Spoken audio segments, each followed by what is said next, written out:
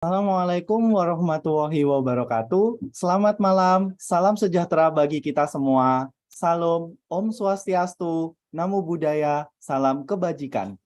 Selamat datang para peserta Bimbel UTBK SNBT 2024. Malam ini kita akan belajar bersama-sama materi pengetahuan kuantitatif. Mengingatkan kembali, jika video record kita akan kita share di Instagram Brawijaya Intensive Center atau live YouTube Brawijaya Intensive Center.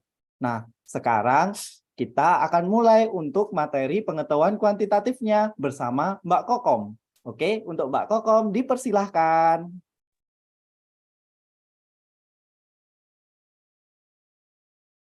Halo, selamat malam. Assalamualaikum warahmatullahi wabarakatuh. Sebelumnya, perkenalkan nama saya Kak Kokom. Saya dari pemateri dari Brawijaya Intensive Center. Di sini nanti saya akan menjelaskan tentang bagaimana persiapan untuk UTBK atau SNBT mengenai pengetahuan kuantitatif. Oke, sebelumnya saya akan share screen-kan terlebih dahulu. Nah, oke. Nah, di sini nanti saya akan menjelaskan pengetahuan kuantitatif ke depannya. Yang pertama nanti saya ada beberapa soal, yang ada 10 soal terbagi menjadi 2, 5 soal pertama dan 5 soal kedua, nanti di tengah-tengah ada break sebentar. Nah, untuk pertamanya kita akan bahas tentang materi yang sering muncul pada kuantitatif. Nah, yang pertama itu ada persamaan garis. Nah, mungkin pada tahu ya, persamaan garis ini kita sering belajar waktu SMP dulu. Nah, di sini nanti yang sering muncul itu tentang gradien, tentang titik yang melalui ataupun titik potong dari kedua garis. Kemudian yang kedua tentang matriks. Matriks yang paling sering keluar itu tentang determinan suatu matriks. Mungkin waktu SMA kelas 11 sudah belajar. Kemudian himpunan ini materi SMP yang kaitannya sama diagram Venn, kemudian irisan, gabungan, dan sebagainya.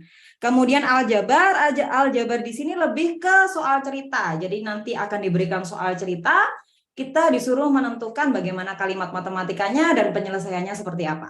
Kemudian untuk masalah bilangan, nah ini bilangan kita harus tahu betul apa itu bilangan asli, cacah, bulat, dan sebagainya. Kemudian yang keenam, fungsi komposisi dan inverse. Nah, ini tentu telah belajar ya pas kelas 10 atau mungkin kelas 11 mungkin. Nah, tentang FOG dan inverse-nya. Kemudian yang ketujuh, ini tentang persamaan dan pertidaksamaan. Persamaan bisa persamaan kuadrat, kemudian pecahan, kemudian akar, ataupun mutlak. Nah, kemudian yang 8 ada barisan aritmatika sama geometri. Ini SMP juga pernah, SMA juga pernah nantinya. Kemudian nomor 9, eksponen dan logaritma. Nah, kemudian nomor 10, bunga dan diskon. Ini ada bunga tunggal dan bunga majemuk. Tapi untuk beberapa tahun terakhir yang sering keluar adalah bunga majemuk. Kemudian ada yang ke-11 yaitu trigonometri dasar. Jadi trigonometri yang dasar tentang aturan segitiga, sinus, kosinus, ataupun sindemi, sami. Kemudian ada peluang. Peluang ini kaitannya sama kombinatorika, ada kombinasi, permutasi, dan sebagainya. Kemudian statistika di sini paling sering keluar adalah tentang rata-rata.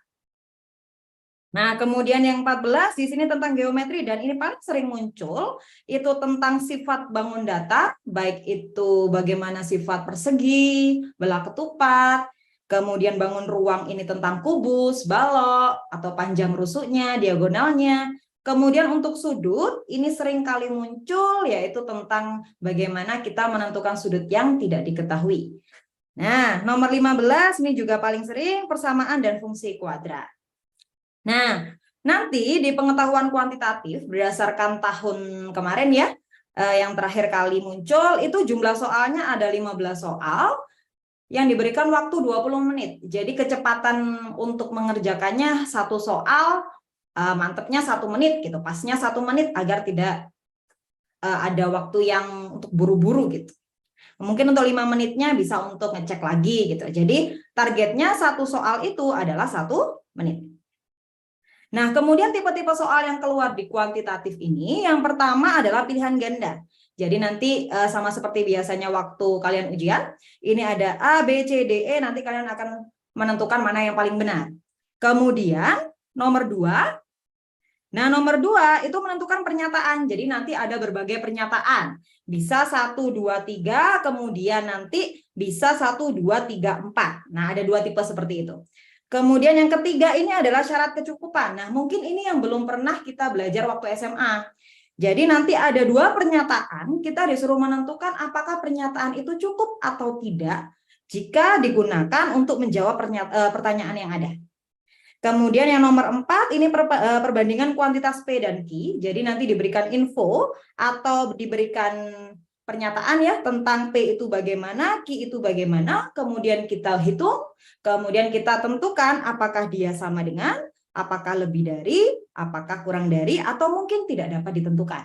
Nah, baik, sekarang saya akan mulai beberapa contoh soal tentang kuantitatif. Nah, yang pertama, nah, ini tentang logaritma, mungkin kalian sudah pernah belajar waktu kelas 10, ya kan? Nah, ini ada 25 log 125 ditambah 27 log 9 dikurangi 1/6. Mungkin sudah ada yang bisa menjawab ya. Baik, saya akan jelaskan dulu mengenai sifat logaritma yang dipakai untuk di soal ini. Ada misalnya A pangkat N log B. Nah, ini kita tahu ya bahwa sifatnya jika ada pangkat di atas, maka pangkatnya bisa ke depan, tapi jadi seper N, A, log B. Nah, begini ya. Kemudian yang kedua, ada A log B, misalnya B-nya ini yang pangkat M, maka M-nya bisa ke depan, tapi tanpa seper. Jadi M dikali A log B. Nah, sekarang bagaimana kalau dua-duanya punya pangkat? A pangkat N log B pangkat M. Nah, berdasarkan 1 sama 2, kita bisa tarik kesimpulan bahwa M-nya tinggal dibagi sama M. Oke, jadi konsepnya di logaritma di sini adalah kita buat dia menjadi perpangkatan. Nah, sekarang kita kerjakan soalnya ya. Yang pertama yaitu 25 log 125 ditambah 27 log 9 dikurangi dengan 1/6. Oke, nah kita tahu kalau 25 itu adalah 5 pangkat 2. Kemudian 125 atau 125 itu adalah 5 pangkat 3. Nah, 27 sama 9 itu kan merupakan perpangkatan 3. Kita buat juga dia 3 pangkat 3. Nah, 9-nya itu adalah 3 pangkat 2. Karena 1/6-nya nggak ada log, kita biarkan saja. Kemudian kita gunakan sifat dari nomor 3, ya kan? Karena dua-duanya punya pangkat. Nah, ke depan nih mereka jadi seper. Jadi ini nanti yang bawah itu 3, kemudian yang atas itu 2, jadinya 3/2. Nah, dikali 5 log 5. Kemudian yang ini juga sama, 2/3. 2/3 dikali dengan 3 log 3. Nah, ada sifat lagi di logaritma, yaitu jika kalian menemukan A log A, sama nih angkanya, berarti dia bernilai 1. Nah, berarti ini nanti cukup 3/2 dikali 1, tetap ya, ditambah 2/3 dikurangi 1/6. Nah, ini tinggal kita samakan penyebutnya kan? Oke, kita samakan penyebutnya jadi 6, berarti kan yang 3 jadi 9. Kemudian yang 2 jadi 4, kemudian yang 6 jadi 1. Ya, jadi ini kita ketemunya 9 tambah 4, 13 dikurangi 1, berarti 12/6, berarti jawabannya 2. Begitu. Ya, jadi konsep yang paling sering muncul di logaritma adalah perpangkatan dan bagaimana cara kita merubah menjadi bentuk yang paling sederhana. Kalau ada pertanyaan mungkin nanti bisa dikumpulkan. Nanti karena di akhir sesi nanti kan ada pertanyaan yang mungkin kita bisa bahas bersama-sama. Oke, kita lanjut ke nomor 2. Nah, di nomor 2 ini yang tadi sempat saya sharekan ya tentang matriks. Oke. Nah, ini babnya tentang matriks. Nah, tentu kalian ingat di sini matriks itu kita bahas waktu kelas 10. Ya kan? Oke. Ada suatu matriks. Nah, ini hati-hati ada perpangkatan, kemudian di sini muncul istilah matriks singular. Apa itu matriks singular? Nah, matriks singular adalah matriks yang determinannya sama dengan 0. Nah, untuk masalah determinan saya ingatkan sebentar. Di sini adalah misalnya ada matriks A gitu ya, karena ordonya 2 kali 2, misalnya A, B, C, D, maka determinan dari A atau biasanya disimbolkan sebagai mutlak seperti itu, rumusnya adalah AD dikurangi BC. Jadi nanti A dikali D dikurangi B dikali C. Nah, sekarang kita implementasikan ke sini ya. Nah, jadi determinan dari 9 pangkat X, ini 3 pangkat X, 1/3.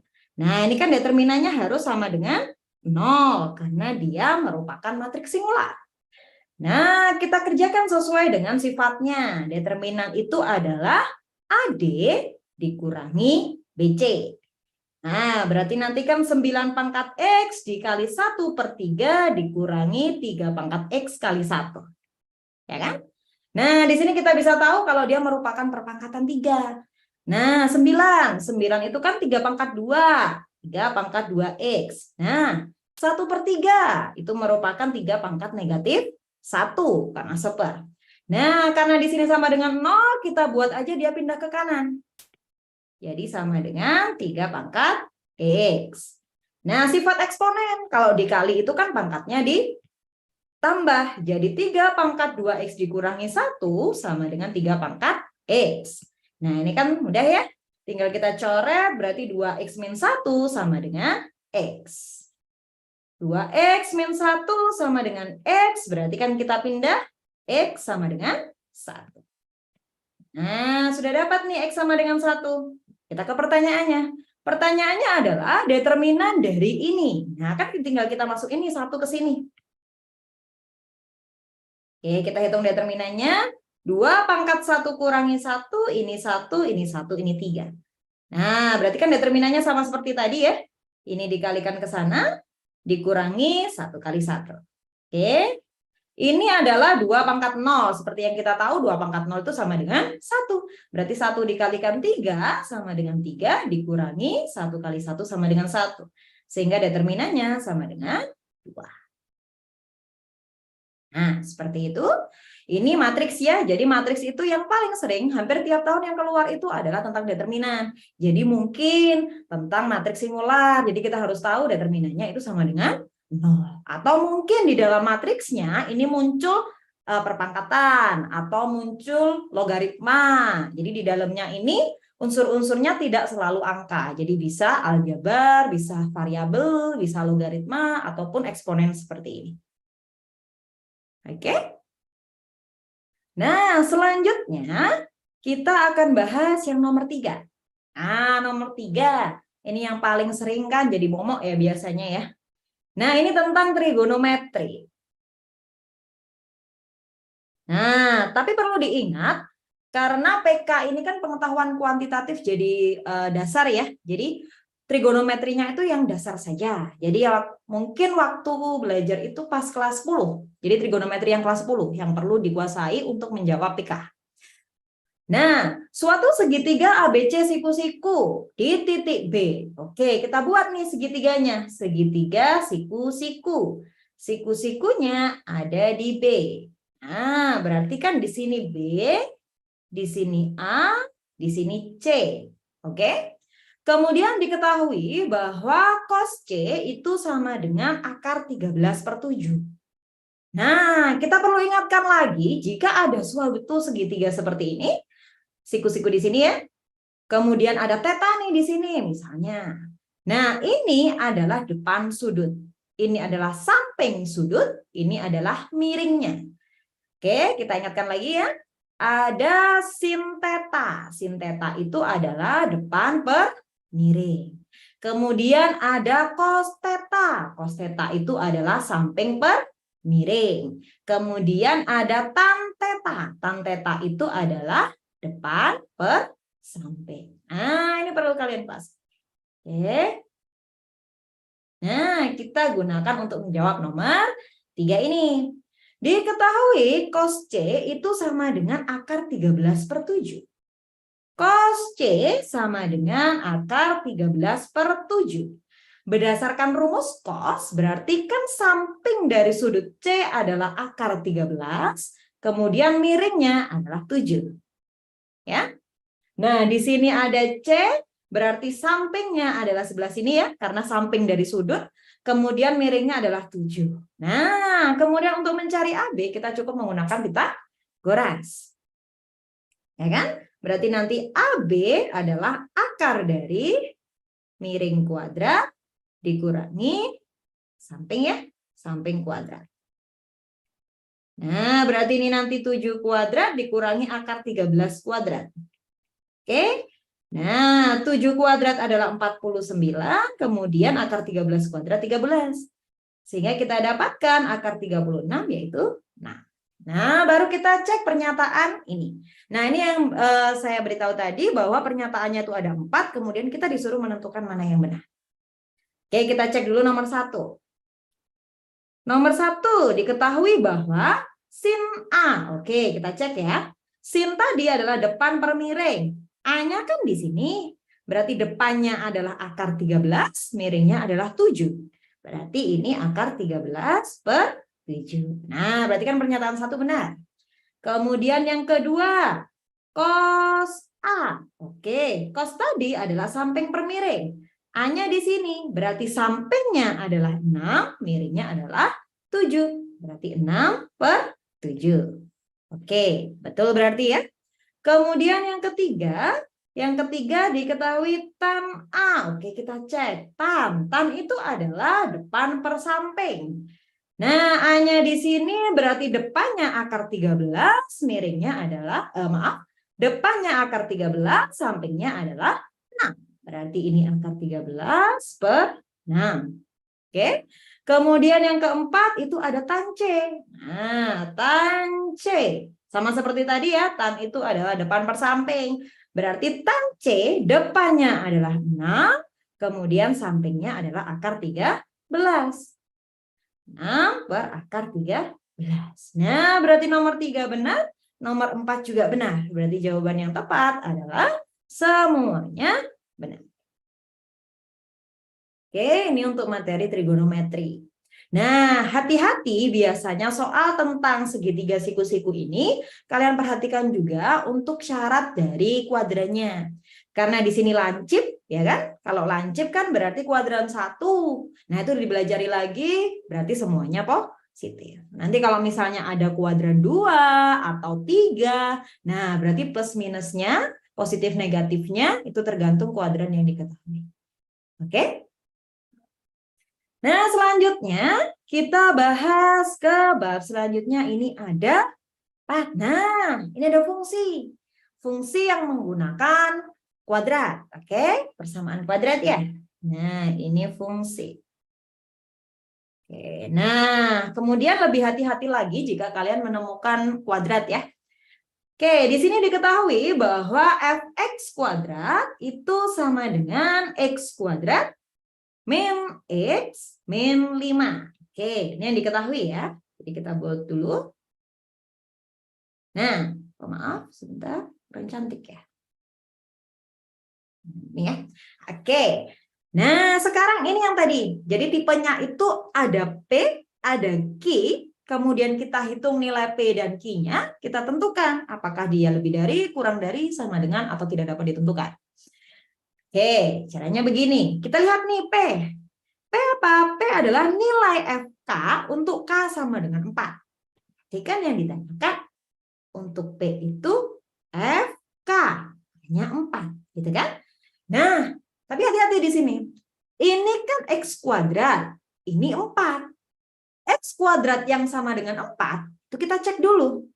X kuadrat sama dengan 4. Berarti X-nya. Nah, di sini yang harus teliti. Karena kalau kuadrat pindah ruas itu harus ada plus minus. Jadi nggak hanya 2 saja yang dikuadratkan jadi 4, tapi negatif 2. Jadi nanti dua-duanya harus dicek.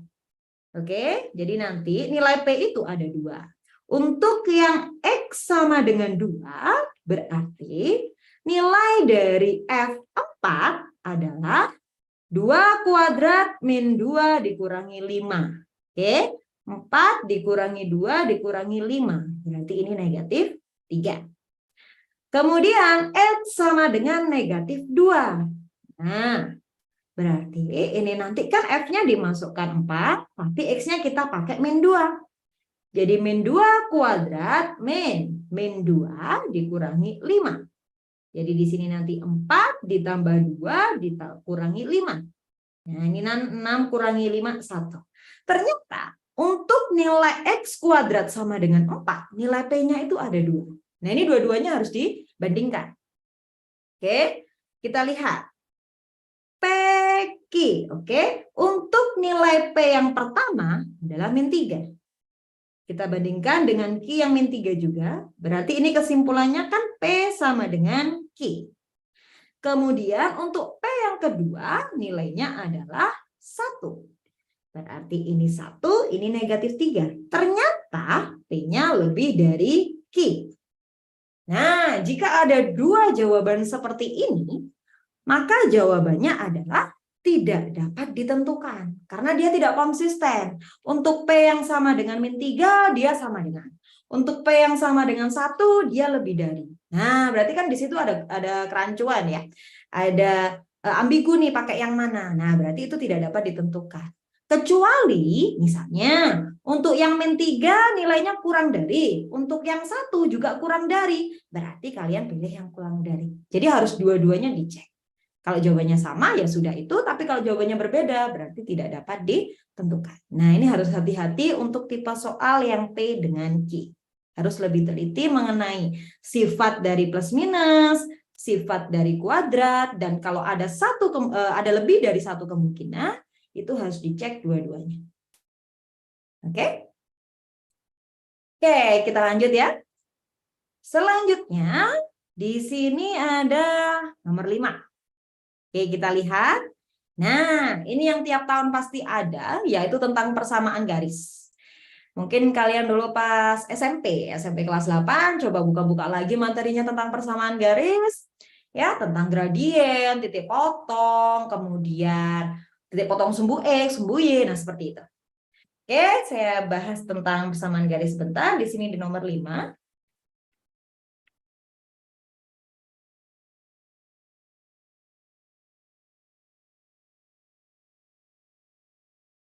Oke.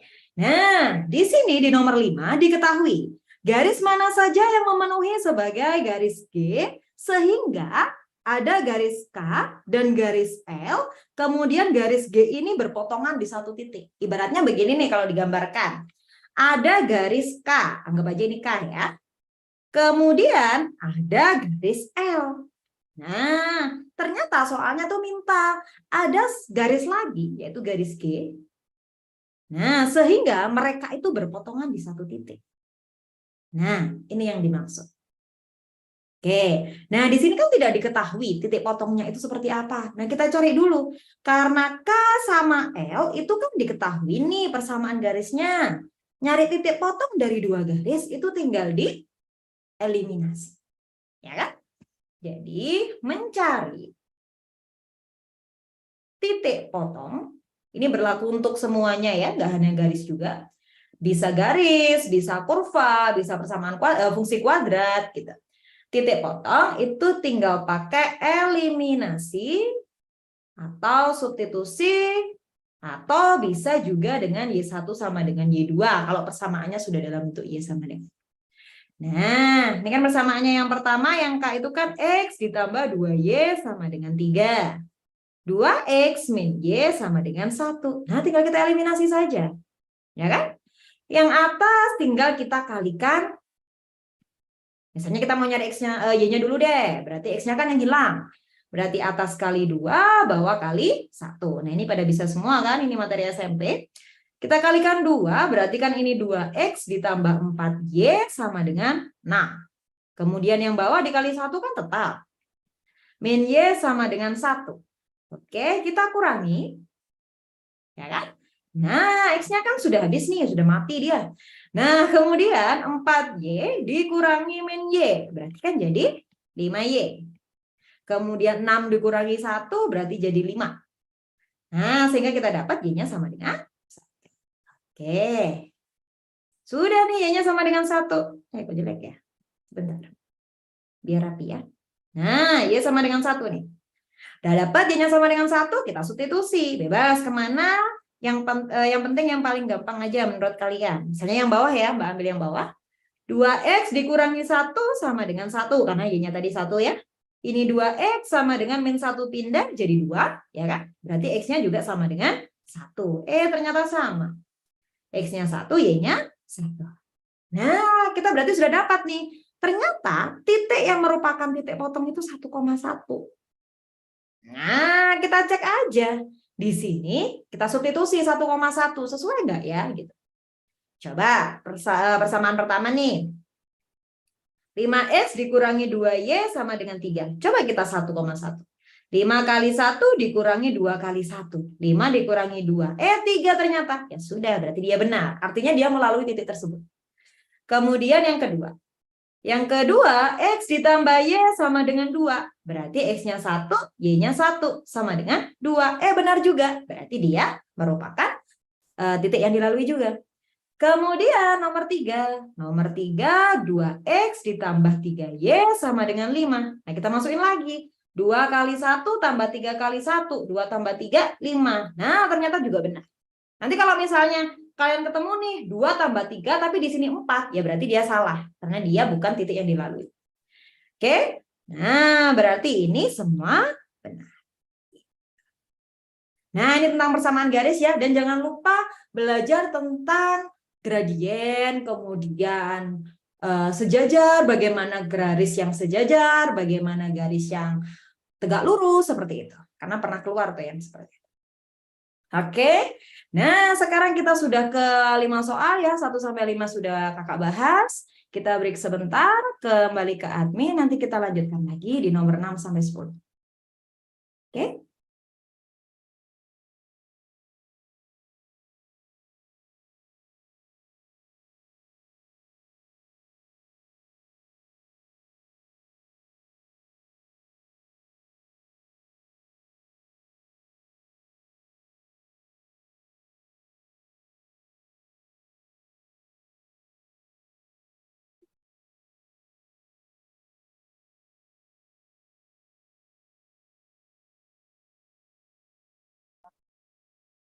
Digital yang semakin besar, membuat semua hal berkembang lebih cepat.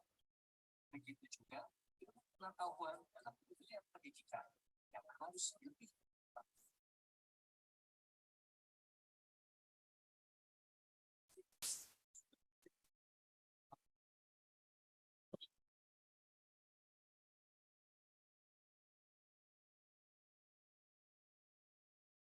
Kami Brawijaya Intensif Center hadir sebagai member eksklusif dengan fasilitas terbaik, memiliki program-program bimbel berkualitas, terjamin, dan menyenangkan bagi seluruh para pelajar Indonesia. Menyiapkan berbagai program bimbel andalan untuk membantu kamu para pejuang SNBT, kedokteran, dan kedinasan. Dalam menggapai cita-cita dengan target utama semangat belajar, kuliah di Universitas Impian di seluruh Indonesia. Jadikan kami semakin konsisten untuk berkontribusi meningkatkan pendidikan para pemuda-pemudi Indonesia.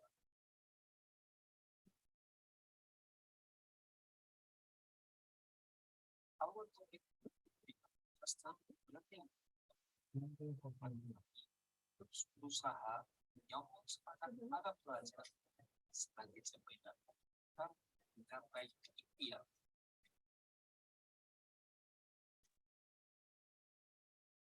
Berbagai macam fasilitas terbaik dari asrama free service, tersedia kelas offline dan online bagi kamu sedang berkenalan hadir. Fasilitas belajar mengajar menggunakan tablet dan pen, serta pelayanan antar sekolah sehingga kami hanya fokus pada tujuan.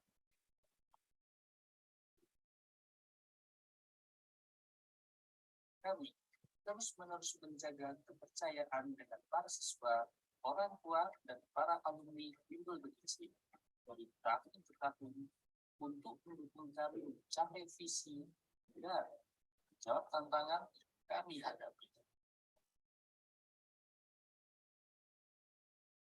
Kami juga melakukan berbagai macam kegiatan di luar belajar sebagai komitmen kami meminta para siswa bimbel berizin seperti outbound, wisata Malang Raya, seminar ESQ, dan makan bersama dengan para siswa, terus berusaha memberikan pelayanan terbaik yang dibutuhkan para pelajar di Indonesia.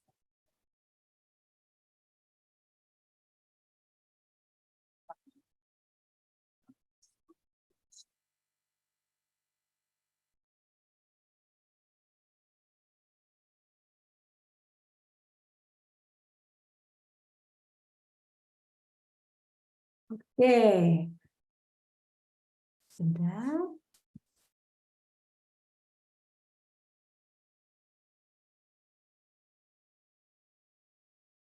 Oke, ini tadi banyak yang bilang ternyata kecepatan ya kakak ya. Oke, baik, saya ulang lagi atau kakak ulang lagi dari nomor 1. Nanti kalau misalnya ada yang mau ditanyakan, coba ya. Oke, kakak jelasin lagi dari nomor 1 ya. Oke, yuk. Nah, di sini itu kan ada nomor 1 ya tentang logaritma. Oke, 25 log 125. Jadi di logaritma itu kuncinya kita harus buat dia menjadi perpangkatan sampai pangkat paling kecil. Nah, 25 itu adalah 5 pangkat 2. Oke, ya kan? Nah, sekarang ada 125. Nah, 125 itu ada 5 pangkat 3. Oke? Nah, sekarang kita ke 27. 27 itu 3 pangkat 3. Ya kan? Tadi yang bingung masalah perpangkatan, di sini kan ada 27, itu kan kalau 3 kali 9, ya kan? 9-nya itu 3 kali 3, jadinya 3 pangkat 3.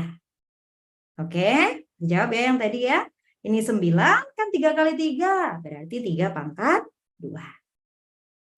Nah, kemudian kita gunakan sifat logaritma. Sifat logaritma tadi yang ketiga nih. Ya kan? Bawah dibagi yang atas. Oke, ingat ya, bawah dibagi yang atas. Nah, yang bawah 3 nih. Kemudian yang atas 2. Berarti kan ini 3/2.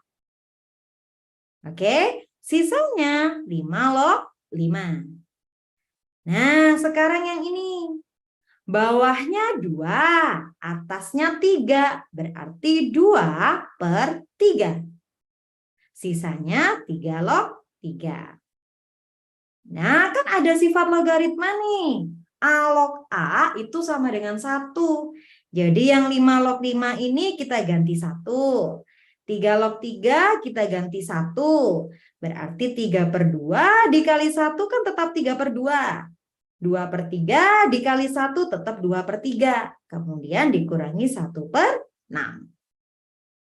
Nah, ini nanti kan tinggal kita samakan penyebutnya ya. 3/2 jadi 9/6. 2/3 jadi 4/6. Kemudian 1/6-nya tetap. Kok bisa? Nah, 1 karena arti dari logaritma itu begini. A log B sama dengan C, artinya itu adalah B itu sama dengan A pangkat C. Jadi misalnya nih, 2 pangkat 3 itu kan 8. Ini kan perpangkatan. Kalau dijadikan menjadi logaritma itu adalah 2 log 8. Jadi gini ceritanya. 2 pangkat berapa ya yang sama dengan 8? 3. Berarti ini sama dengan 3. Nah, sekarang 5 log 5. Kenapa 1? 5 pangkat berapa ya yang sama dengan 1? 5 pangkat berapa ya yang sama dengan 5? Kan 5 pangkat 1. Ya, berarti ini 1. Gitu ya. Nah, kemudian ini 2. Ya, tinggal 12/6 sama dengan 2. Oke, itu untuk yang logaritma. Paham, guys? Oke, lanjut ya. Kita ke nomor 2. Nah, nomor 2 di sini adalah matriks. Masih ingat pasti kan baru kelas 11 kemarin, ya kan? Oke, ada namanya matriks singular. Apa itu matriks singular? Matriks yang determinannya sama dengan 0. Nah, determinan itu seperti apa? Nah, seperti ini nih. Jadi misalnya matriks A, B, C, D.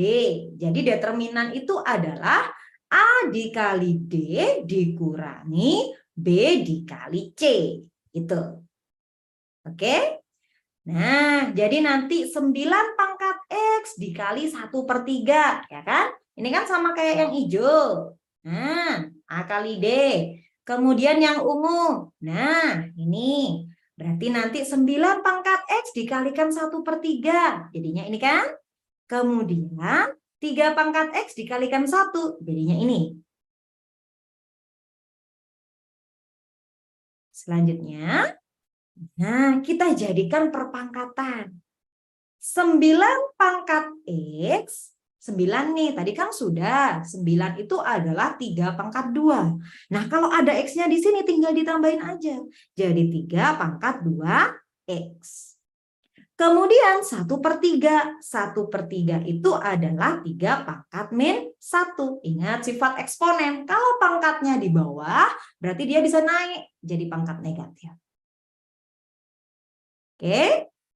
Nah, selanjutnya ini tinggal pindah ruas ke sana. Gitu. Jadi positif kan? Nah, sekarang perkalian nih. Perkalian berarti pangkatnya tinggal ditambah. Jadi 2X min 1. Yang ini 3 pangkat X. Kemudian kita coret. Seret. Gitu kan? Jadi nanti 2X min 1 sama dengan X. Nah, ini tinggal kita pindah ruas. Gitu. 2X ini dikurangi X min 1 pindah jadi 1. Nah, ini adalah X, ini adalah 1. Paham? Selanjutnya, kita nih ke sini. X-nya masukin. X-nya berapa? 1. X-nya 1 berarti ini ganti 1, ini ganti 1. Gitu. 2 pangkat 1 min 1, ini 1, ini X-nya diganti 1, ini diganti 3. Ya kan?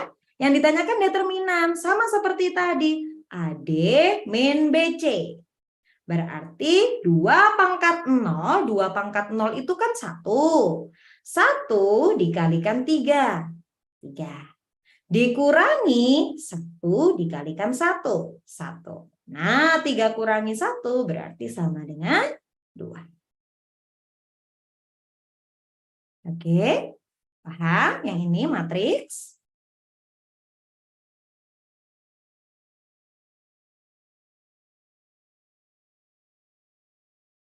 Oke.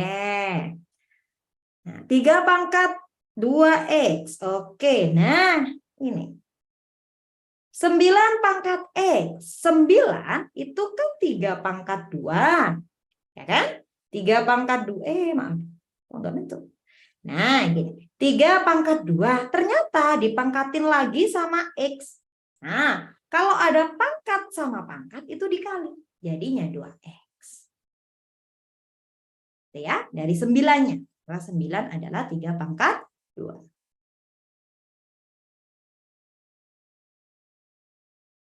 Pindah ruas, nah ini X-nya ke sini, min 1-nya ke sana. Tuh, jadi positif. Oke, lanjut ya. Nah, sekarang trigonometri. Tadi ada yang tanya nih, yang trigonometri katanya bingung. Oke, mau jelasin lagi ya. Nah, ini ada siku-siku. Ya, siku-siku itu pasti ada demisa. Ingat-ingat ya, trigonometri kalau dia siku-siku jadi demisa. Oke? Nah, di sini ada sin theta. Sin itu adalah D, depan. Mi, miring. Berarti sin itu depan dibagi miring. Oke, ya betul deh. Kemudian cos. Cos itu adalah sa per mi. Sami, samping per miring. Jadi misalnya ada sudut nih di sini. Samping itu yang nempel sama sudutnya. Depan itu yang nyebrang. Mi itu selalu depannya siku-siku. Oke? Nah, tan itu depersa, desa. Oke, nah kita kembali lagi ke sini. Oh, itu ada yang tanya apa? 3 pangkat min 1. 3 pangkat min 1 sebentar. Oh, yang ini ya. Sepertiga. 1 per A pangkat B, kalau mau naik itu jadi A pangkat min B. Jadi kalau 1 per 3, 3 kalau nggak ada pangkatnya kan 1. Berarti 3 pangkat negatif 1. Gitu. Ya, betul. Jadi, demisa itu hanya berlaku jika segitiganya siku-siku. Kalau nggak siku-siku, dia nggak boleh pakai demisa. Ya, hanya berlaku jika siku-siku saja. Oke, nah sekarang kita ke soal. Ada cos C. Cos C itu akar 13 per 7. Apa itu cos? Cos tadi sa per mi. Nah, berarti sampingnya itu akar 13. Ya kan, C-nya kan di sini nih. Samping itu yang nempel sama sudut. Berarti ini akar 13. Miringnya itu 7. Berarti di sini 7. Gitu. Ya. Nah, kemudian kita mau nyari AB. Pakai Pitagoras. Ya kan? Karena yang ditanyakan bukan sisi miring. Berarti Pitagorasnya dikurang. Miring kuadrat, 7 kuadrat, dikurangi akar 13 kuadrat. Sanya bukan dari B ke A. Bukan, karena sudutnya di C. Sudutnya kan di sini. Berarti sampingnya itu yang nempel, yaitu akar 13. Oke? 49 dikurangi 13, akar 36, yaitu sama dengan 6. Nah, sekarang segitiganya udah lengkap. Di sini 7, di sini akar 13, di sini 6. Oke? Nah, cos A. Nah, sekarang kita ke sini nih. Sudut A. Oke, A kan di sini. Berarti sampingnya itu yang bawah, karena yang nempel. Oke, kemudian depan itu yang nyebrang. Nah, ini depan. Jadi untuk yang sudut A ya, kakak gambarkan di sini. Oke. Nah, ini A berarti sampingnya yang sini. Depannya yang sini, miringnya yang sini. Oke, karena sudutnya yang dilihat dari A gitu. Jadi tergantung nanti dia tuh lihatnya sudutnya yang mana dulu. Oke, kita cek ya sekarang. Sin A. Sin A sama dengan akar 13 per 7. Coba kita cek. Akar 13. Sin tadi kan depan per miring. Berarti depannya kan yang sana. Ini akar 13. Miringnya yang sini. Berarti 7. Gitu. Ya kan? Ini tadi akar 13. Ini 7. Ini 6.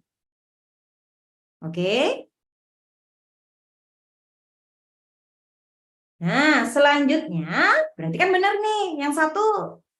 Yang dua, cos A. Cos itu tadi apa? Cos itu sa per mi. Sa-nya berapa? 6. Mi-nya berapa? 7. Berarti ini 6 per 7. Paham? Kemudian untuk tan. Tan tadi apa?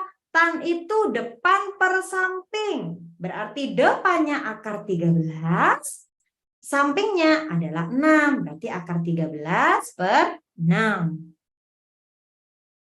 Oke. Kemudian tan C.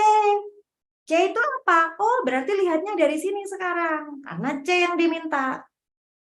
Ini siku-siku nih. Ini C, ini akar 13, ini 7, ini 6, ya kan? Ini sudutnya. Berarti sampingnya itu yang ini, Depannya yang ini, miringnya yang ini. Jadi kalau yang ditanyakan tan tadi kan desa. Berarti depannya 6, sannya akar 13.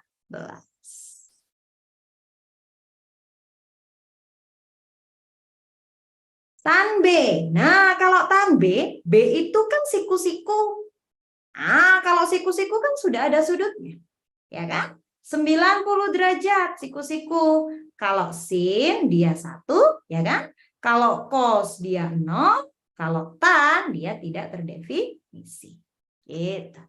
Jadi yang bisa dihitung hanya C sama A-nya saja.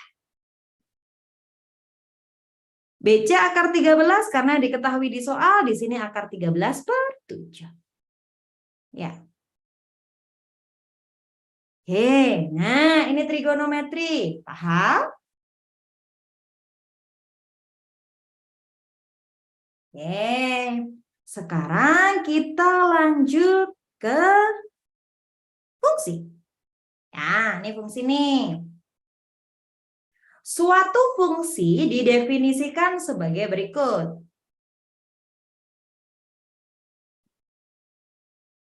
Sudutnya demisanya juga.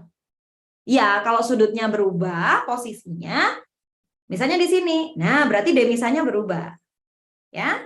Kalau di sini, demisanya juga berubah. Sesuai sama sudut yang ditanyakan, depannya mana, sampingnya mana. Tapi yang miring tidak pernah berubah. Gitu ya. Samping per miring. Oke, ya, cos C karena sampingnya kan BC, miringnya adalah 7. B-nya di kiri bukan di kanan. B di kiri bukan di kanan. Oh, sudutnya gini gitu tak? Tidak apa-apa, boleh.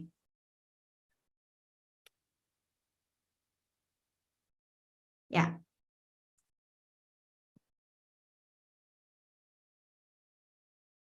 Lanjut.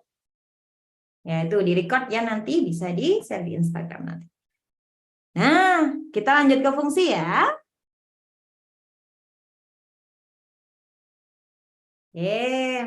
Nah, fungsi kalkulus masuk. Nah, limit, kemudian turunan, itu masuk kalkulus. Masuk. Oke. Nah, suatu fungsi didefinisikan sebagai berikut. Jadi di sini nih, ada fx kuadrat sama dengan x kuadrat min x min 5. Ya. Nah, di sini yang ditanyakan adalah FK, di mana K-nya sama dengan 4. Berarti kan yang ditanyakan adalah F4. Ya kan? Kita samakan dengan dulu. X kuadrat sama dengan 4. Ya, oke, nanti kakak ulang. X kuadrat dia kan sama dengan 4. Nilai X kuadrat yang sama dengan 4 itu ada 2. Bisa 2, bisa negatif 2.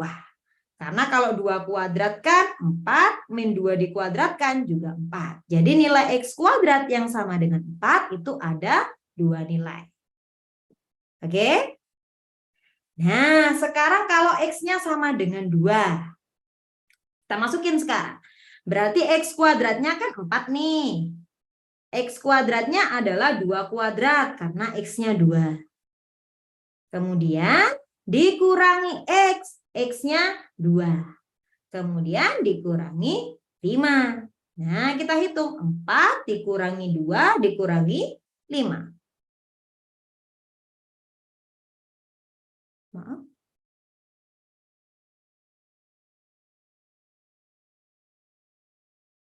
Sebentar.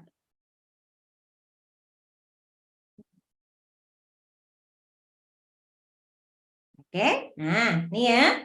Jadi F4-nya nanti, X-nya kan 2 nih. Kita masukin 2 kuadrat dikurangi 2 dikurangi 5. Dapat nih negatif 3. Tapi X-nya itu kan juga bisa negatif 2. Berarti negatif 2 kuadrat dikurangi negatif 2 dikurangi 5. Ya, jadinya 4 ditambah 2 dikurangi 5. Nah, berarti sama dengan 1. Ternyata F4-nya ada 2 nilai, yaitu -3 dan 1.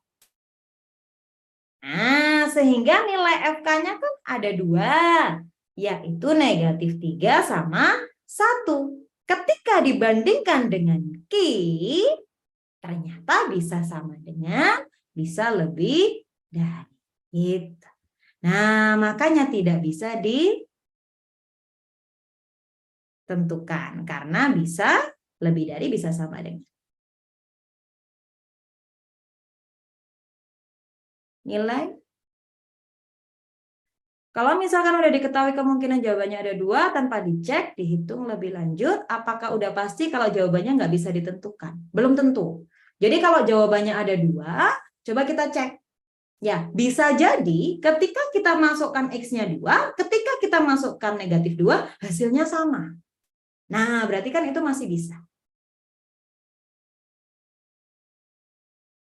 X-nya sama dengan -2 karena dari sini. Ya, X kuadratnya 4, berarti kan X-nya plus minus 2. Gitu. Oke. Nah, paham ini fungsi? Kalau misalnya jawabnya sama. Sebentar. Kalau misalnya jawabnya hasilnya sama, ya boleh. Misalnya nih X-nya sama dengan 2, X-nya sama dengan -2, ternyata jawabannya sama-sama -3. Nah, berarti kan cukup ini toh. Berarti P sama dengan Q. Gitu.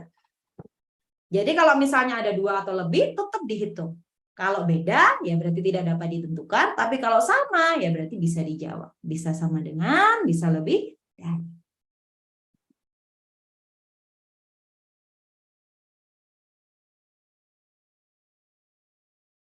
Ya, kalau nilai K-nya -4, X kuadratnya -4 nih. Nggak bisa. Kenapa? Karena bilangan kuadrat pasti positif.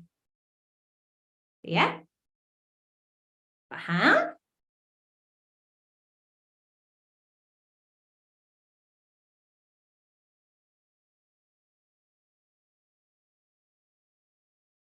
Nah, kalau K-nya 5, berarti nanti misalnya nih ya, contoh lain. Misalnya fx kuadrat sama dengan x kuadrat min x min 5. Ternyata ini adalah 5. Nah, x kuadratnya sama dengan 5. X kuadrat sama dengan 5. Berarti x-nya nanti plus minus akan 5. Gitu. Karena 5 kan tidak ada bilangan kuadratnya. Jadi nanti dimasukkan yang 5 itu berapa, nanti yang min 5 itu, min akar 5 itu berapa. Gitu. Ya. Oke, kita lanjut ke fungsi persamaan garis. Ya. Nah, persamaan garis itu begini. Garis mana saja yang memenuhi sebagai garis G, berarti kita suruh nyari. Ini kan ada 3 garis. Ya, ada 3 garis, kita suruh ngecek dia memenuhi atau tidak. Oke, sebentar. Kak, kalau opsinya lebih dari sama dengan Q gimana ya? Kalau ada itu boleh. Misalnya nih, di sini ada, kita kan nemunya tadi lebih dari sama-sama dengan. Misalnya, di soal, muncul nih opsi E misalnya. P lebih dari sama dengan Q. Nah, berarti kita pilih yang ini. Gitu. Karena kan memenuhi. Lebih dari dan juga memenuhi sama dengan. Nah, di sana kan fx, kenapa jadi fk? Karena yang ditanyakan fk. Di P-nya. Jadi ini cuma masalah nama saja. Kalau dia fx, kemudian jadi k, berarti x-nya diganti dengan k. Oke, kita lanjut ke persamaan garis. Ya. Nah, sekarang kita ke persamaan garis. Di sini ada 2 garis yang berpotongan, yaitu K sama L. Ya? Nah, kemudian kita disuruh menentukan 1 garis yang memenuhi titik potong 2 garis itu tadi. Jadi K sama L-nya kita eliminasi. Ya sesuka hati aja. Karena kan di sini kita tidak suruh menggambar. Jadi anggap aja ini K, anggap aja ini L gitu. Kecuali kalau memang kita harus suruh gambar nih garisnya seperti apa ya, gitu. Itu baru kita perhatikan skalanya. Ya. Nah, ternyata ketika dieliminasi ketemunya X-nya 1 sama Y-nya 1. Oke. Nah, kalau X-nya 1, Y-nya 1, berarti titik yang memenuhi kan 1,1. Ini tinggal disubstitusikan ke sini. Ketiga-tiganya. X-nya 1, Y-nya 1. X-nya 1, Y-nya 1. X-nya 1, Y-nya 1. Ya kan? Kita ganti 1, 1. 1, 1. 1, 1 gitu. Nah, itu benar atau salah kita. Kak, gimana kalau soalnya itu bukan garis yang berpotongan? Kalau tidak berpotongan, ada dua kemungkinannya, ada satu kemungkinannya, yaitu mungkin dia sejajar. Nah, kalau garis yang sejajar itu ada rumusnya sendiri, yaitu M1 sama dengan M2, gradiennya sama. Gitu ya. Jadi kalau misalnya tidak berpotongan, yang dicek adalah gradiennya. Oke. Nah, paham untuk nomor 5? Kak, supaya kita tahu kalau apa yang tadi? Kak, supaya kita tahu. Kak, eliminasi itu apa? Kak, buat dieliminasi itu bebas pilihannya mau pakai yang pilihan 1 sama 2, 2 sama 3 gitu tak? Nah, karena yang diketahui cuma 2 persamaan garis, ya ini yang kita eliminasi. Baru kita gunakan hasilnya untuk mencari jawabannya. Daripada kita ngeliminasi yang ini, nanti kan ketemunya susah. Gradien dari garis itu yang seperti ini. Y sama dengan MX plus C. Gradien itu adalah yang sampingnya X. Nah, ini namanya gradien. Ada 2 ya. Yang tipe pertama, tipe kedua. Tipe yang kedua, kalau ada AX plus BY plus C sama dengan 0, gradiennya adalah min A per B. A itu koefisien X, B itu koefisien Y. Gitu. Ya, itu mencari gradien.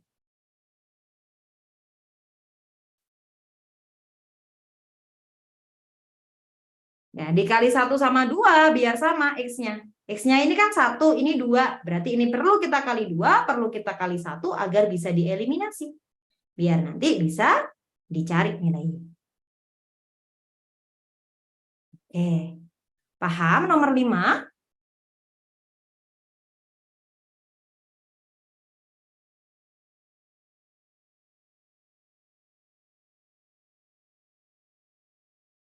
Supaya kita tahu dia dieliminasi atau tidak, itu dari kata-kata titik potong. Ya, jadi kalau kita mau mencari titik potong, itu sudah pasti garisnya dieliminasi. Oke? Kita lanjut ke nomor 6. Kalau berpotongan tegak lurus juga sama. Namanya berpotongan pasti bisa dieliminasi. Pasti bisa dicari X dan Y. Oke, kita lanjut ke nomor 6. Nah, ini tadi ada yang tanya barisan aritmatika. Ada nih. Ya. Nah, barisan aritmatika Kakak jelasin dulu rumusnya.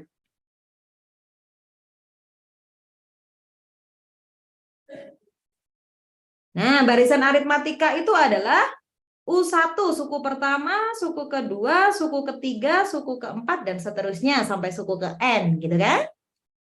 Nah, nanti ini ditambah dengan B, ditambah dengan B, ditambah dengan B. Jadi dia ditambah dengan bilangan yang sama, itu aritmatika. Nah, rumusnya UN itu sama dengan A ditambah M-1 dikalikan dengan B. Di mana A itu adalah suku yang pertama. B itu adalah selisihnya. Ini selisihnya berapa ya? Atau dikurangi berapa ya? Nah, penambahnya berapa ya? Itu namanya beda. Oke. Nah, sekarang kita ke sini nih. Ada barisan. Barisannya min 2, X, Y, dan negatif 23.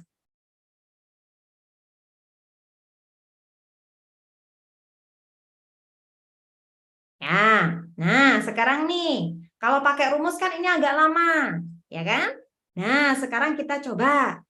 Min 2 ke negatif 23 itu kan dikurangi 21. Nah, biar cepet gimana?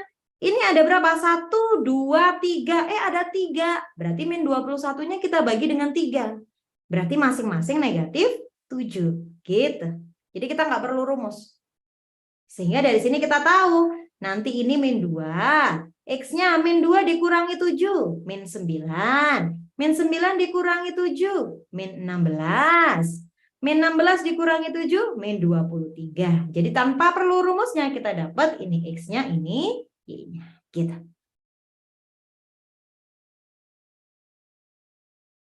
Nah, sekarang yang ditanyakan.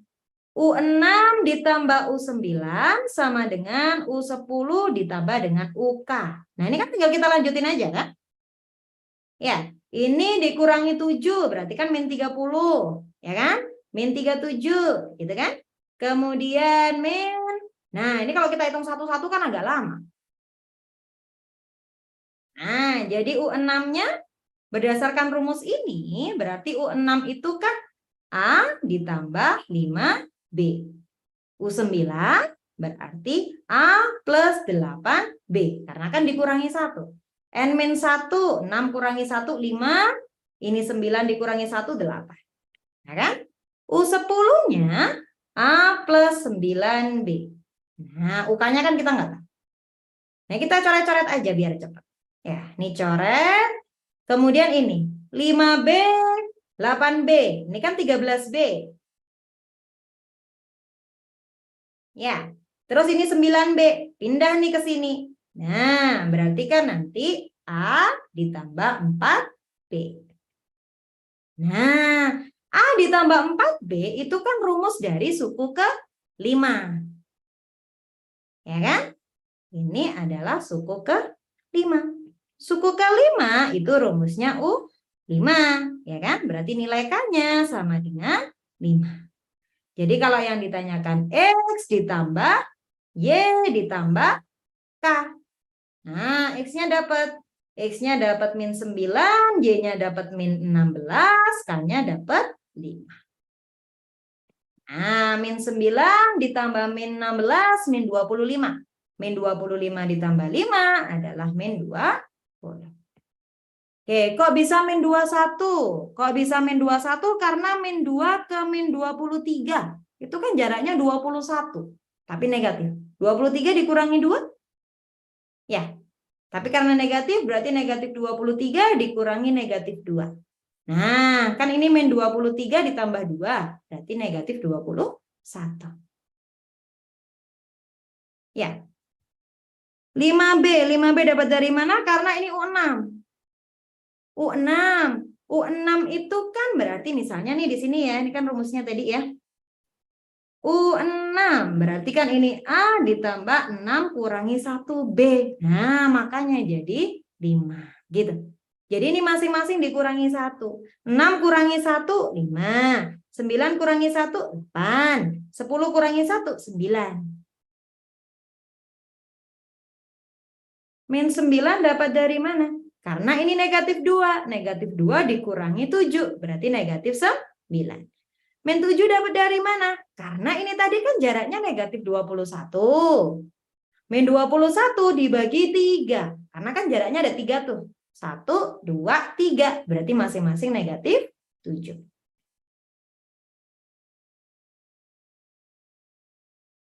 Sembilan B-nya kemana? 9B-nya pindah ke sini. Nah, kan jadi negatif tuh. Jadi nanti ini kan sisa A ditambah 13B. 9B-nya pindah ke sini jadi min. Nah, gitu. Nah, jadinya 4B. Suku ke-5 karena di sini 4. Rumusnya kan N-1, ya kan? Berapa ya dikurangi 1 sama dengan 4? Nah, berarti kan 5. Berarti dia suku ke 5.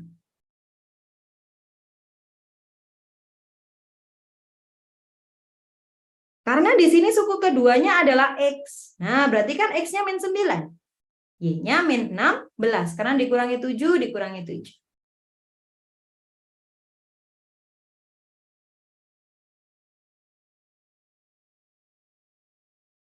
Ah, yang di tengah kenapa tidak dicoret? Karena kan ini cuma 1. Nah, berarti yang dicoret cuma 1 saja. Ya? Paham? Kita lanjut. Ini min 2. Karena ini 4, nak. Ya kan? Kan rumusnya N-1. N-nya berapa ya dikurangi 1, 4? Nah, itu kan 5. Ya kan? U5 itu kan A ditambah 5 min 1 dikalikan B. Berarti A plus 4B. Berarti A plus 4B merupakan suku kelima. Ya. Sudah ya, min 21 dibagi 3. Jadinya masing-masing min 7. Ya, boleh. Oke, lanjut ya. Kita ke nomor 7. Nah, nomor 7. Ini tentang persamaan kuadrat.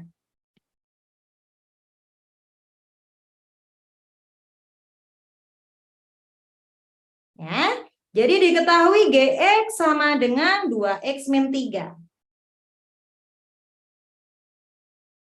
Ya, nah di sini diketahui yang ini nih. Oke. G kuadrat X dikurangi GX kuadrat ditambah 3GX itu sama dengan 0. Nah, kita masukkan nih.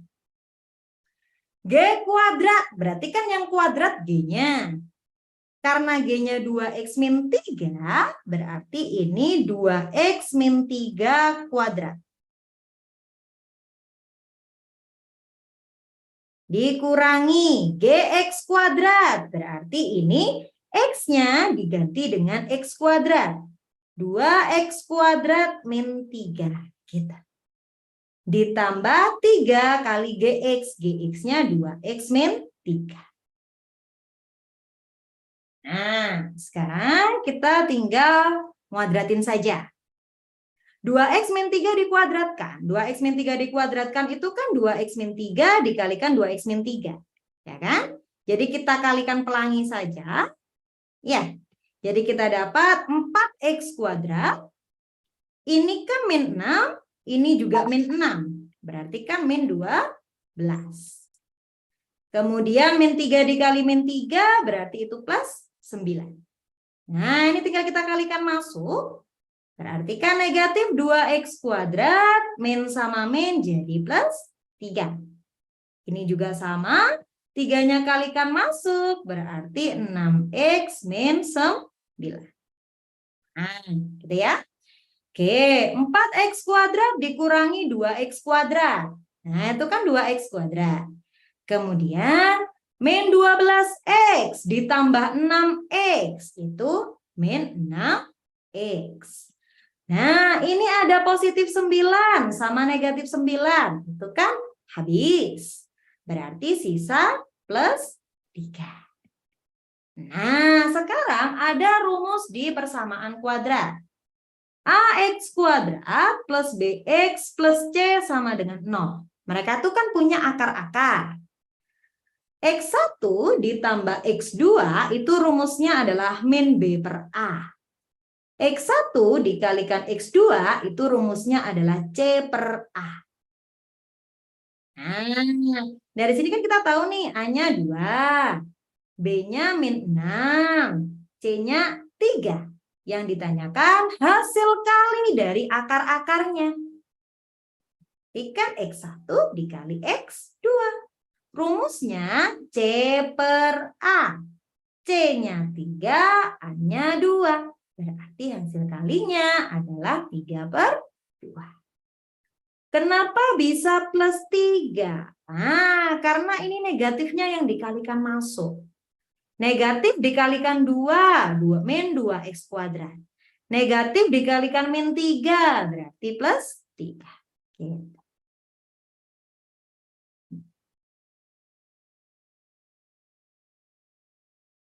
Rumus persamaan kuadrat. Rumus akar-akar persamaan kuadrat.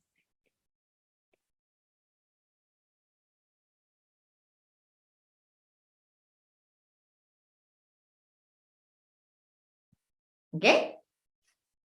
X1 dan X2 itu adalah akar-akar. Nah, kenapa yang ditanyakan memakai perkalian? Karena yang ditanyakan hasil kali. Hasil kali. Berarti yang ditanyakan adalah X1 kali X2. Berdasarkan rumusnya, X1 kali X2 rumusnya apa? C per A. Nah, berarti C-nya 3, A-nya 2. Jadi 3 per 2.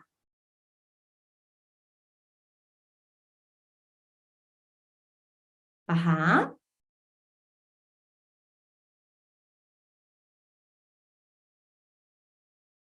Oke, nah yang X kuadrat dijadikan 1. Ini 4X kuadrat dikurangi 2X kuadrat. Jadinya kan 2X kuadrat.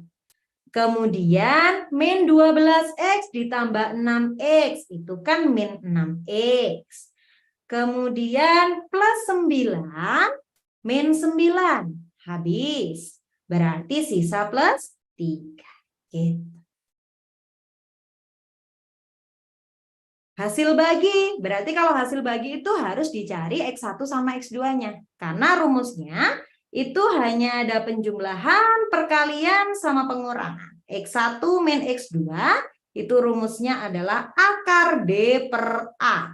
Di mana D-nya itu diskriminan. B kuadrat min 4AC.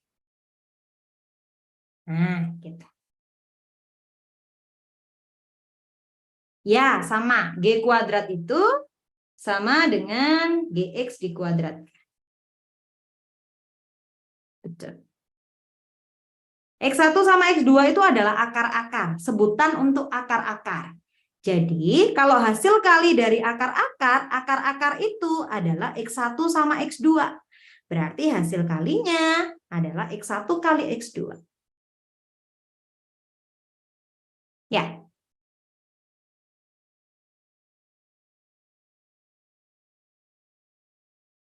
Paham? Oke, kita lanjut ya. Kita ke nomor 8. Nah, ini tentang peluang.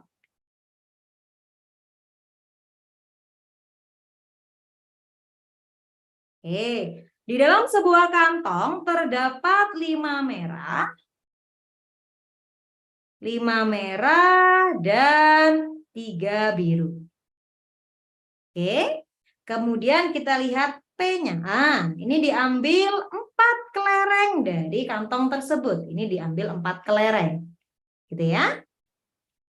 Nah, P-nya itu adalah banyak cara terambil 3 merah dan 1 biru. Nah, ini kita tinggal pakai kombinasi. Nah, Mbak ingatkan lagi rumus kombinasi. Kombinasi itu adalah NCR. N faktorial per N min R faktorial dikali R faktorial. Nah, ini ya, ini masih kelas 3.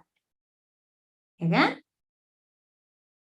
Nah, sekarang yang P nih, 3 merah. Dari berapa merah? Dari 5 merah diambil 3. Berarti 5 kombinasi 3. Dan itu dikali. Dikali itu 1 biru. Berarti 3 kombinasi 1. Karena dari 3 biru diambil 1 biru. Gitu ya. Sekarang kita masukkan ke rumusnya. Nah, 5C3. Nah, ini 5C3. N-nya 5, R-nya 3. Kita substitusi. 5 faktorial per 3 faktorial dikali 5 dikurangi 3, 2 faktorial. Nah, 3C1. Nah, ini ada rumusnya di mana NC1 itu sama dengan N. Jadi kita nggak perlu nyari kombinasinya lagi. Gitu ya. Oke, nah berarti ini 3C1 sama dengan 3. Faktorial itu kan perkalian mundur. 5 dikali 4 dikali 3. Mentok sampai 3 saja karena di bawah ada 3 faktorial. 2 faktorial itu 2 kali 1. Nah, sudah kita coret 3 faktorialnya. 4 dibagi 2 itu 2. 5 dikali 2 10. 10 kali 3 berarti ini 30. Gitu ya. Nah, betul itu. Ada yang sudah nemu jawabannya? Sakno. Kemudian yang Ki. Kita coba yang Ki ya. Yang Ki. Banyak cara terambilnya 2 merah sama 2 biru. Nah, caranya juga sama. Karena kita ada kantong ngambil. Nah, itu pasti kombinasi. Oke, 2 merah. Dari berapa merah? 5 diambil 2. Berarti 5 kombinasi 2. Dan 2 biru. Oh, pelan-pelannya. Oke, 3 biru diambil 2. Berarti 3 kombinasi 2.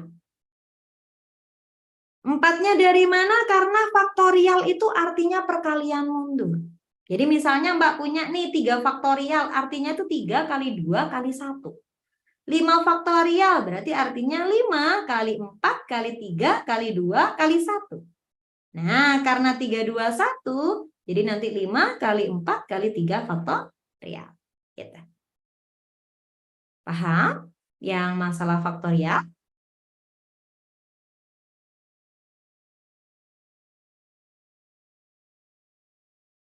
Oke. Nah, sekarang kita lanjutkan di sini 5C2.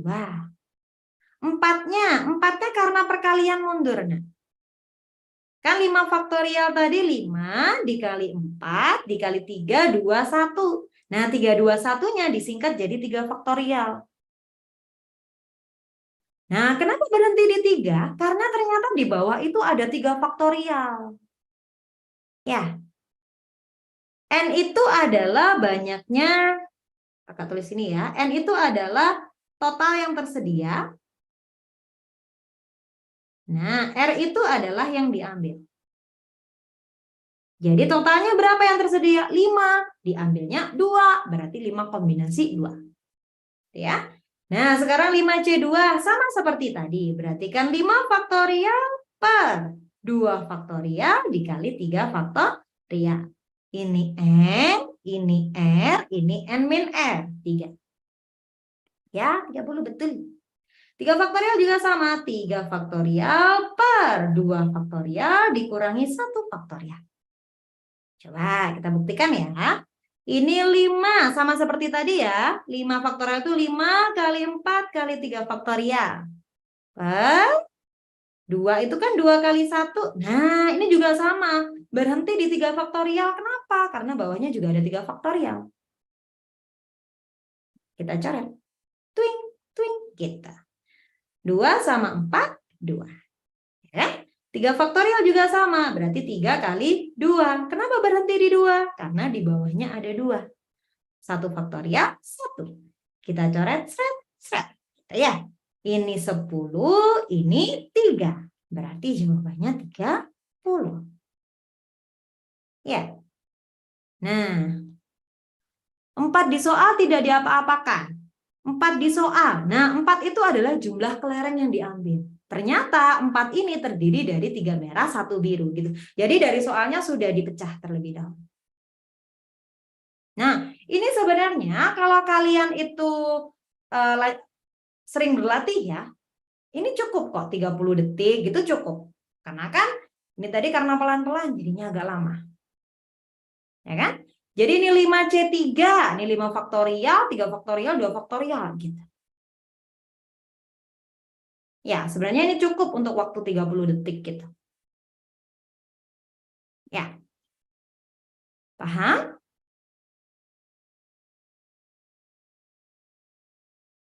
Berarti ini P-nya sama dengan Q ya. Oke. Lanjut ya, kita ke nomor 9. Nah, nomor 9. Oke, Nomor 9, peningkatan hasil tangkapan ikan per hari. Ini masalah cerita biasa. Ya. Nah, peningkatan hasil tangkapan ikan per hari berkisar di antara 0,2 sampai 0,4. Ya, nanti kakak ulang lagi dari awal, kalau mau di SS silakan. Ya. Nah, kemudian hasil tangkapan 40 ton. Oke. Hari ini ya, hari ini itu 40 ton. Manakah hubungan yang benar antara kuantitas P dan Q yang di bawah ini? P-nya kita nggak usah ngitung karena sudah ada 6. Q-nya adalah waktu yang diperlukan agar hasil tangkapannya itu menjadi 42. Hari ini kan dia sudah dapat 40, berarti kan kita butuh 2 lagi. Ya kan? Butuh 2 lagi, butuh 2 ton lagi. Nah, kita lihat kecepatannya tadi. Kecepatannya tangkapan ikan itu antara 0,2 sampai 0,4. Nah, kan kita tidak tahu tuh pastinya. Bisa 0,2, bisa 0,3, bisa 0,4. Jadi kita ambil minimumnya dan maksimalnya. Jika kita ambil 0,2 untuk mendapatkan 2 ton, ya kan? Berarti kan 0,2 itu perlu dikalikan 10 hari. Ya. Tapi kalau kita 0,4, berarti 0,4 perlu dikalikan 5 hari. Nah, sehingga waktu yang diperlukan agar hasil tangkapannya 42 itu antara 5 hari sampai 10 hari. Jadi minimalnya itu adalah 5 hari, maksimalnya adalah 10 hari. Oke? Oke, nanti kakak ulang nomor 8. Nah, sekarang ini 5 hari sampai 10 hari. Ternyata P-nya kan 6. P-nya itu 6. Q-nya itu bisa 5, bisa 10.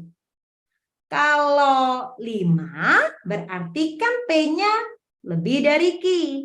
Kalau 10 berarti P-nya kurang dari Q. Sama seperti tadi. Ya kan? Maka tidak dapat ditentukan karena informasinya tidak cukup. 10 sama 5 hari dapat dari mana? Karena kan ada 2 ton. Kalau 0,2 berarti kan 2 tinggal dibagi 0,2. Butuhnya 2 ton nih, tapi per harinya 0,2. Nah, berarti kan 10 hari. Kemudian 2 ton, ini 0,4. Berarti butuhnya 5 hari. Nah, harinya dari situ. Paham?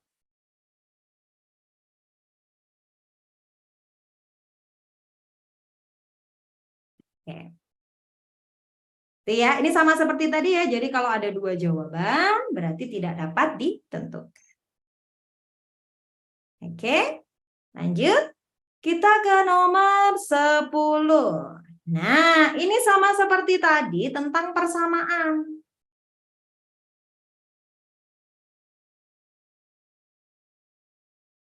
Kenapa butuh 2 ton? Karena di sini itu kan 40 ton. 40 ton ke 42 berarti kan butuhnya 2 ton.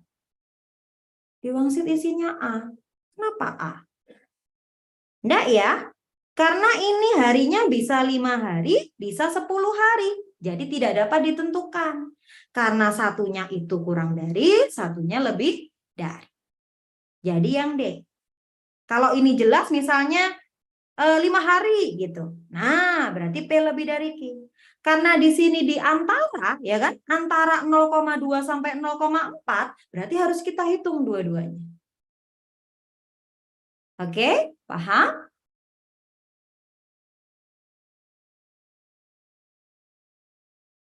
Oke. 10 kurang 1 nih. Ya, habis nomor 10 ya. Nanti kalau ada waktu kita ulang lagi. Ya, 2 tonnya dibagi 0,4 supaya kita tahu harinya ada berapa. Nah, sekarang nomor 10 nih. Nomor 10 sama seperti yang tadi. Ya. Fx, fungsi yang tadi ya, 2P pangkat X. Yang ditanyakan adalah F1-nya berapa ya kita?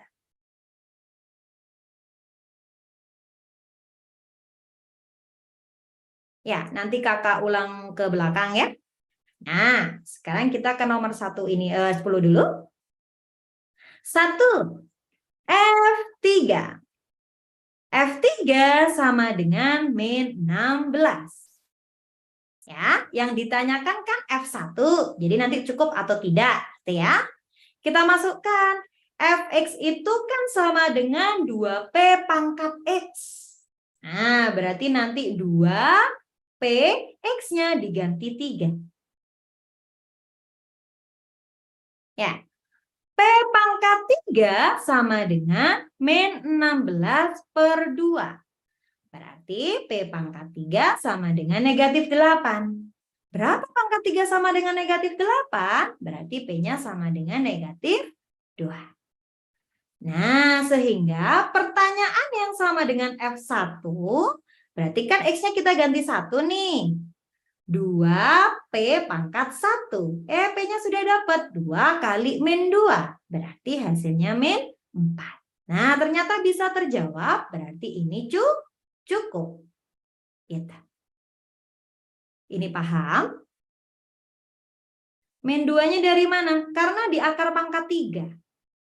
Karena min 8 itu kan min 2 pangkat 3. Ya, sehingga P-nya sama dengan min 2.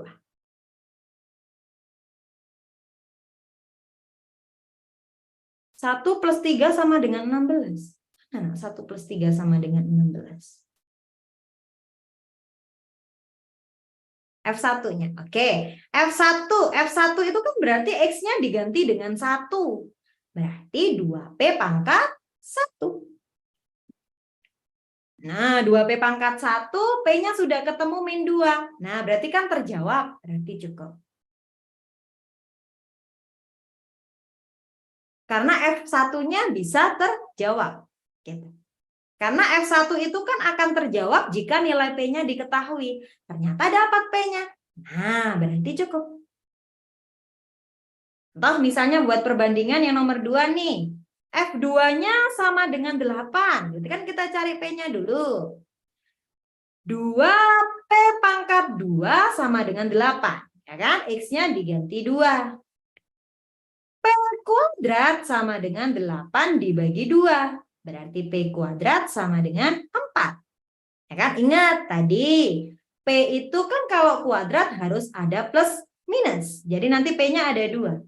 Bisa 2, bisa negatif 2. Sama seperti tadi. Kalau ada 2 kemungkinan, biasanya tidak cukup. Ya kan? Karena ada 2 jawaban.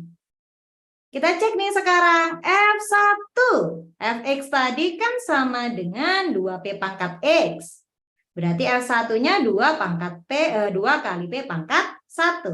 Untuk P sama dengan 2, ternyata F1 itu 2 kali 2. Berarti 4. Nah, untuk P sama dengan negatif 2, berarti F1-nya 2 dikali negatif 2. Jadinya negatif 4. Nah, karena ada 2 jawaban,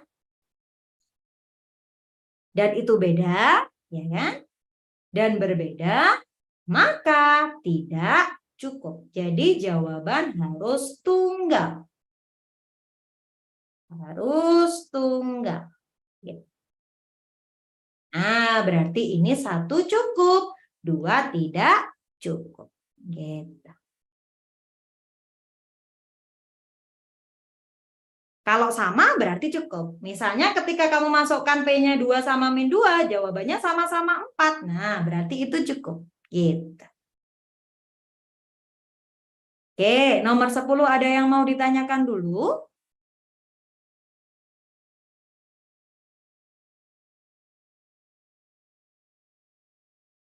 Oke, kakak ulang dari nomor 1, kakak lihatkan ya. Di nomor 1. Recordnya tadi bisa dilihat di YouTube, linknya bisa di Instagramnya ya. Di Instagram BIC tadi. Ini 2, matriks.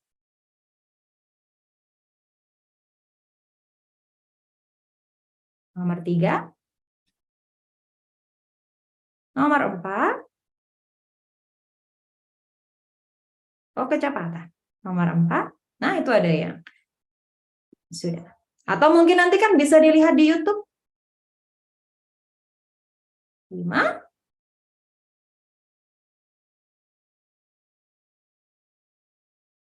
6. Beda feel. Feel apa, Brian?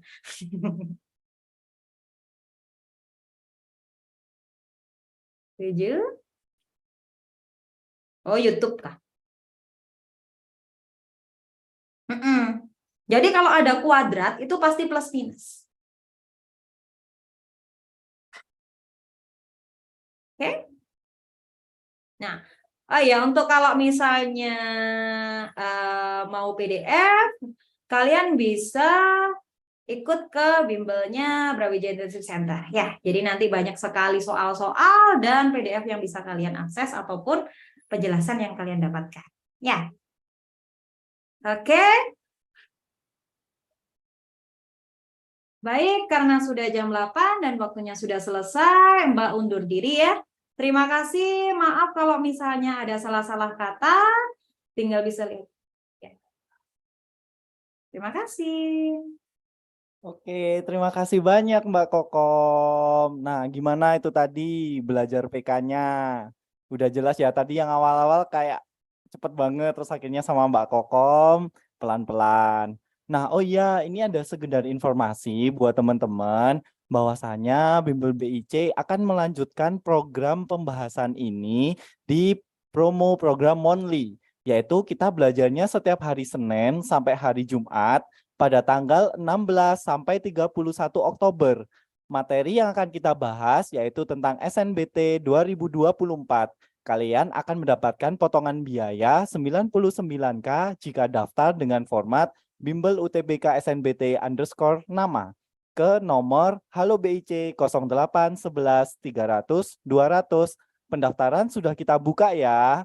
Nah, start finishnya kita belajarnya sama seperti malam-malam ini. Nah, selain itu, kalian akan mendapatkan 12 kali live Zoom dari tanggal 16 sampai dengan 31 Oktober. Biayanya dari 400.000 kalian dapat potongan 99 jadi 300.000 saja. Oke, untuk formatnya kalian bisa chat ke nomor Halo BIC untuk format pendaftaran. Oke, kita tunggu. Selain itu, selain Monthly, kita juga memiliki banyak program loh, mulai dari karantina kedokteran, karantina UTBK SNBT, kedokteran reguler, SNBT Pro, UTBK SNBT. Lalu ada juga buat kalian yang mau jadi abdi negara, mulai dari karantina kedinasan, kedinasan premium, kedinasan VVIP, kedinasan VIP Pro, kedinasan VIP, ada juga Taruna Akmil, ada juga Taruna Akpol. Nah, kita tunggu ya joinnya kalian di program Monthly untuk melanjutkan pembahasan soal-soal. Nanti akan kita kasih PDF-nya. Terima kasih banyak buat teman-teman yang datang atau hadir di Zoom malam ini. Semoga di tahun depan kita semua lolos di SNBT UTBK 2024 sesuai dengan jurusan masing-masing. Semangat ya para pejuang, kalian pasti bisa. Terima kasih banyak. Selamat malam.